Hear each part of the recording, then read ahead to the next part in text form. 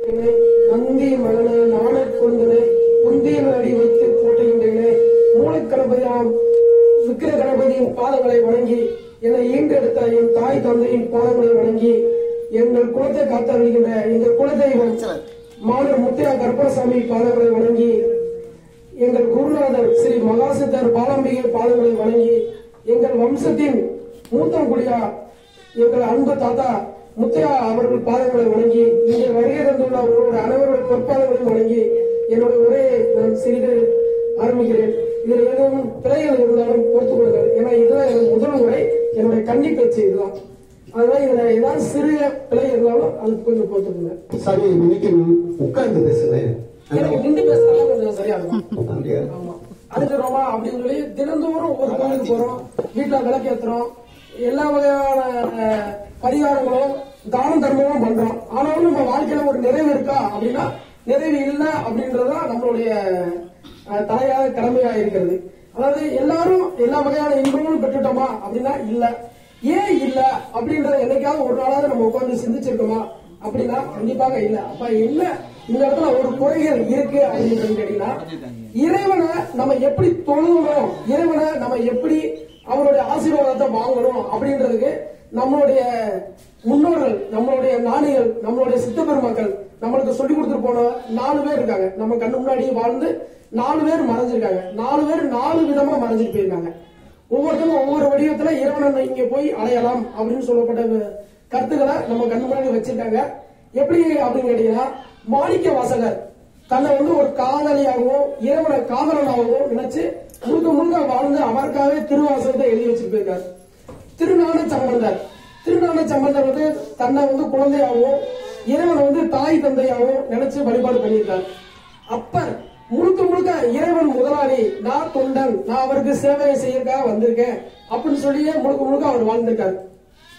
அதுக்கடுத்து சுந்தரானந்த மூர்த்தி முழுக்க முழுக்க இறைவன் தோழர், நான் தோழன் அப்படின்ற முறையிலே அவர் வாழ்ந்திருக்காரு. அப்ப இவங்க 4 பேரும் 4 விதமான கருத்துக்களை இங்க சொல்லியிருக்காங்க. ஆனா அவங்க அடைஞ்ச பயணத்தோட இறுதி பயணம் எங்க அப்படின்னு கேட்டீங்கன்னா, இறைவனுடைய கருவறையை நோக்கி இறைவனுடைய பாதத்துலதான் போய் நிழல் அடைஞ்சிருக்காங்க. அப்ப இங்க என்ன சொல்ல வராங்க இந்த 4 பேருமே அப்படின்னு கேட்டீங்கன்னா, 4 பேரும் இறைவனை 4 விதமாக நீங்க வழிபாடு பண்ணுங்க. அதுக்குதான் நம்ம பழைய காலத்துல இருக்கக்கூடிய கோவில் எல்லாம் பாத்தீங்கன்னா 4 பக்கத்துல 4 வாசல் வச்சிருப்பாங்க. கண்டிப்பாக கிழக்கு பக்கம், மேற்கு பக்கம், வடக்கு பக்கம், தெற்கு பக்கம் இருக்கும். இந்த 4 வாசல் எதற்காக வச்சாங்க அப்படின்றது என்னன்னு கேட்டீங்கன்னா, 4 வேதங்களை குறிக்கிறதுக்காக வைக்கப்பட்டதுதான் இந்த 4 வாசல். அப்ப இந்த 4 வேதங்களும் 4 நாயன்மார்களை குறிக்கிறது தான் முதல் கடவுள்.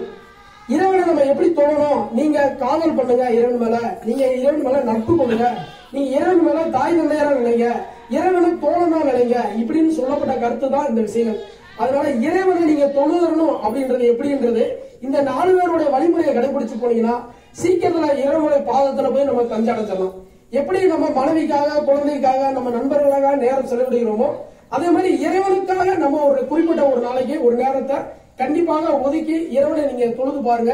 கண்டிப்பாக இறைவன் நம்மளுக்கான வழிகாட்டுதலை கண்டிப்பாக வழி விடுவார். கண்டிப்பாக இதற்கு ஒரு சின்ன விளக்கம் தான். என்ன அப்படின்னு கேட்டீங்கன்னா, நம்மளால தினந்தோறும் ஒரு 5 கிலோ தான் மூடை தூக்க முடியும் அப்படின்னா இறைவன் நம்மளுக்கு 5 கிலோக்கான மூடை தான் நம்ம கிட்ட கொடுப்பாரு. கண்டிப்பா நீங்க 10 கிலோ மூடை தூக்குற அளவுக்கு உங்களுடைய ஆத்மா பலத்தை அதிகரிக்கணும். ஆத்மா பலத்தை அதிகரிக்கணும், உங்களுக்குள்ள இருக்கிற ஞான சக்தியை, உங்களுக்குள்ள இருக்கிற விழிப்புணர்ச்சியை நீங்க வெளியே கொண்டு வரணும். இதை எப்படி வெளியே கொண்டு வருது? நான் தான் டெய்லி விளக்கு போடுறேன், நான் டெய்லி திருமந்திரம் சொல்றேன், டெய்லி இறைவன் துதி பாடுறேன் அப்படின்னு மட்டும் நீங்க நினைக்க கூடாது. இதுக்கு மேல என்ன இருக்குன்னு கேட்டீங்கன்னா, தானம் தர்மம் பண்ணணும், தினந்தோறும் 2 அடியார்களுக்காவது உணவு கொடுக்கணும். நம்மளை சுத்தி நம்ம வீட்டு அருகில எங்கேயாவது கோவில் கும்பாசனமோ இல்ல கோவிலுக்கு திருப்பணிகளுக்கோ இதுக்கு நம்மளால முடிஞ்ச ஒரு கைகாரியம் கண்டிப்பா பண்ணணும். 24 மணி நேரத்துல 4 மணி நேரமாவது இறைவனை நினைச்சு நீங்க துதி பாடுங்க. கண்டிப்பாக உங்களுடைய ஆத்ம பலம் அதிகரிக்கும் போது கண்டிப்பாக இறைவன் நீங்க 5 கிலோ தூக்கக்கூடிய மூடையில இருந்து உங்களை 8 கிலோவா மாத்துவாரு, அடுத்து 10 கிலோவா மாத்துவாரு. உங்களுக்கு தேவையான அனைத்து வகையான செல்வங்களையும் இறைவன் கண்டிப்பாக கொடுக்கறதுக்காக காத்து கொண்டிருக்கிறார். நம்ம தான் அந்த பாதையை விட்டு வழி தவறி அவரை விட்டு வெளியே தள்ளி போய்க்கிறோம். உண்மையிலே பாத்தீங்கன்னா இறைவன் மிக பயந்தவர். இந்த விஷயத்த எதுக்காக இறைவன் பயந்தவர்னு சொல்றேன் அப்படின்னா, தன்னுடைய பிள்ளை தன்னுடைய பாதையை விட்டு வெளியே போயிடணும், அவனுக்கு அளவுக்கு மீறி நான் செல்வத்தை கொடுத்துட்டனோ இல்ல அளவுக்கு மீறி அவனுக்கு சுதந்திரத்தை கொடுத்துட்டா அவன் என்னை விட்டு வெளியே போயிடுவான், என்ன நினைக்காம போயிடுவான் அப்படின்றதுக்காக தான் அவர் நம்மளுக்கு அப்பக்கப்ப அவர் நினைக்கணும்ன்றதுக்காக தான் ஒரு சின்ன சின்ன துன்பங்களை கொடுக்குறாரு. அவருக்கு கொடுக்கக்கூடிய துன்பங்கள் எதுவுமே நிரந்தரம் கிடையாது. எல்லாமே பனி மாதிரி கண்டிப்பாக சூரிய உதயம் உதிச்ச உடனே எப்படி பனி கரைஞ்சு போகுமோ அது மாதிரி நம்மளோட துன்பமும் கண்டிப்பாக கரைஞ்சு போகும். இறைவனோட திருநாமத்தை கண்டிப்பா சொல்லிக்கிட்டே இருங்க.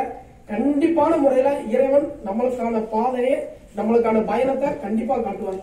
இரண்டாவது, நம்ம சேர்த்து வைக்கக்கூடிய செல்வங்கள் எல்லாமே நம்ம மட்டும் கொண்டு போக போறது கிடையாது. நம்மளுடைய அடுத்த தலைமுறைக்கு நம்ம கொடுக்க போறோம்.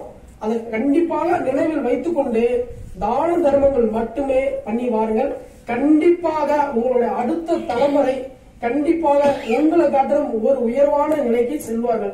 இதற்கு நிறைய சான்றுகள் இருக்கு. ஆன்மீக அடியார்களே இப்ப நீங்க எல்லாருமே மிகப்பெரிய ஆன்மீக அடியார்களை தான் கண்டிப்பா ஒரு காலத்திலேயாவது இருந்திருக்கணும். இல்ல அப்படின்னா இந்த மாதிரி ஒரு புனிதமான இடத்துல ஒரு புனிதமான நேரத்துல இப்படி எல்லாரும் ஒன்று கூடுறதுன்றது சாதாரண விஷயங்கள் கிடையாது.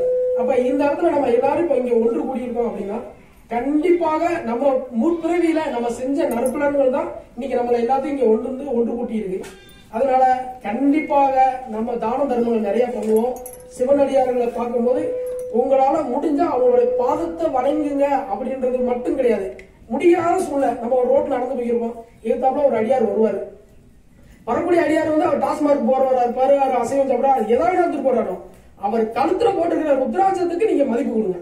என்ன செய்யணும், அவர் பாதத்தை போய் தொழுகணும் உங்களுக்கு சொல்லல. உங்களுடைய சிரச அவருடைய பாதத்துல வச்சதாக ஒரு நிமிடம் நீங்க கனவுலையோ நினைவுலையோ நினைச்சு பாருங்க.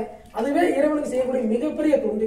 உங்களால முடிஞ்ச அந்த மாதிரி வரக்கூடிய அடியார்களுக்கு வஸ்திர தானம் அதிகமா கொடுங்க. வஸ்திர தானம் கொடுக்கும்போது கண்டிப்பாக நம்மளுடைய கர்ம வினைகள் கண்டிப்பாக போகும். ஏன் கர்ம வினைகள் போகும் அப்படின்னு கேட்டீங்கன்னா, இப்ப நான் மேல போட்டிருக்க இந்த வஸ்திரம் இங்க வரக்கூடிய அனைத்து வகையான புண்ணியங்களையும் கர்மாக்களையும் இது சமக்கும். அப்ப இந்த மாதிரி ஒரு வஸ்திரத்தை ஒரு அடியார்களுக்கு நீங்க தானமா கொடுக்குறீங்க அப்படின்னா கண்டிப்பாக நம்ம கிட்ட இருக்கிற கர்மா அவங்க கிட்ட போயிடும்.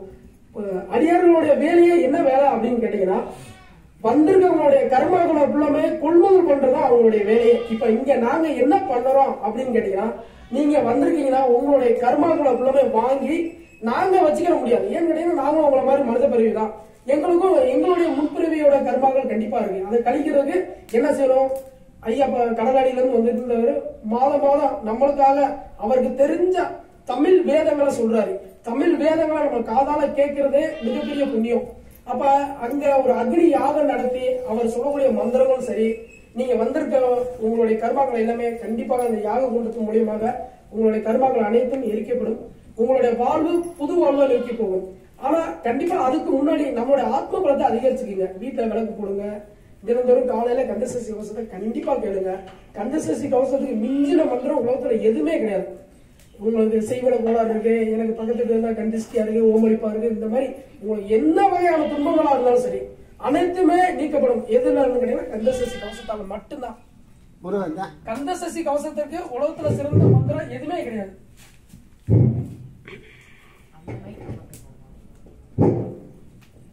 அதனால தினந்தோறும் காலையில கந்தசஷ்டி கவசத்தை உங்க வீட்டுல ஒழிக்க விடுங்க.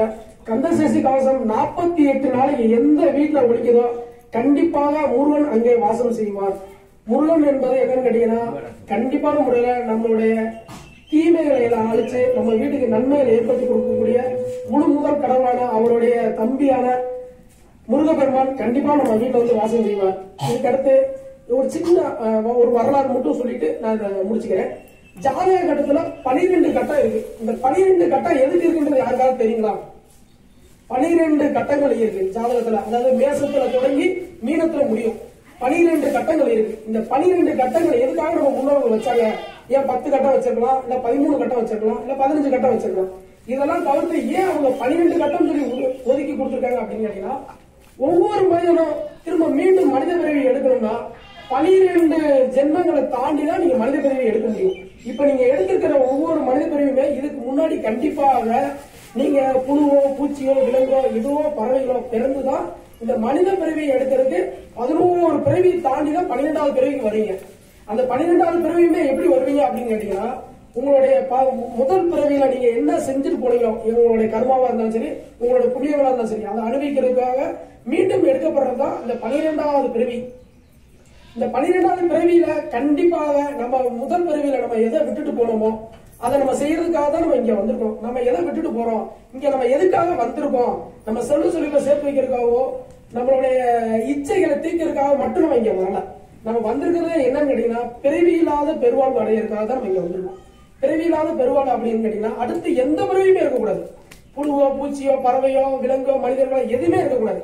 இந்த நிலையை தாண்டி யாருன்னு கேட்டீங்கன்னா நம்ம மகா சித்தர் மாதிரி, போகரப்பா மாதிரி, அகத்தியர் மாதிரி, இவங்கள மாதிரி 18 சித்தர்கள் மாதிரியும் 64 நாயன்மார்கள் மாதிரியும் இவங்கள மாதிரி நம்மளும் மனித பிறவியே இல்லாம அடுத்த சித்தநிலை அடையணும் அப்படின்னு கேட்டீங்கன்னா கண்டிப்பான முறையில இந்த கிடைக்கப்பட்ட காலத்துல இறைவனை நோக்கி அதிகமா தவ இருங்க, தியானம் பண்ணுங்க. தியானம் பண்ணணும்னா வேற ஒன்னும் பெரிய கம்பு சுத்துற வேலையெல்லாம் கிடையாது. ஒரே ஒரு விஷயம் தான், உங்களுடைய தாயோட கருவறையில 10 மாதம் நீங்க உள்ள இருந்தீங்க. அப்போ உங்களுக்கு தேவையான உணவு கொடுக்கலாம், உங்களுக்கு தேவையான காற்று கொடுக்கலாம், உங்களுக்கு தேவையான வெளிச்சம் கிடையாது. இதெல்லாம் தாண்டி உங்களோட தாயோட அரவணைப்புல உங்க தாயோட இதய துடிப்பை கேட்டுக்கிட்டு தான் நீங்க 10 மாசம் உள்ள இருந்தீங்க. அந்த 10வது மாசம் நீங்க தாயோட கருவறை விட்டு வெளியே வரும்போது உங்களுடைய தாயோட ஆத்மா என்ன